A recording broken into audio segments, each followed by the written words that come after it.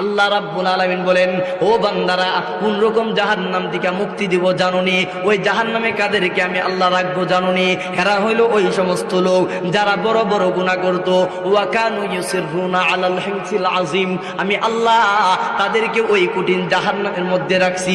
যারা কি করত দুনিয়াতে তারা শক্তিশালী হওয়ার পরে তারা তাদের নেতায় ক্ষমতা ছিল, তাদের টাকা পয়সার কমতি ছিল না, তারা বীর বাহাদুর ছিল, তারা ক্ষমতাসীন ছিল, তাদের যা ইচ্ছা তাই করত, বড় বড় গুনাহ করত, তাদেরকে আটকানোর মতো কোনো লোক ছিল না, তারা দম্ভ ভরে চলতো।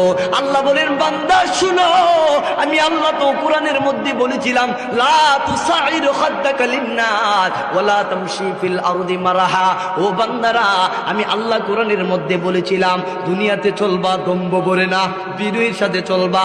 তোমার টাকা থাকতে পারে, তোমার নেতার শক্তি থাকতে পারে, তোমার ক্ষমতা থাকতে পারে, তোমার বংশের লাঠির জোর থাকতে পারে, এই বলে তুমি ক্ষমতা দেখায়া যা ইচ্ছা তাই করবা, মনে করবা এটা তোমাকে দুনিয়াতে কেউ বাধা নাও দিতে পারে। কিন্তু আমি আল্লাহ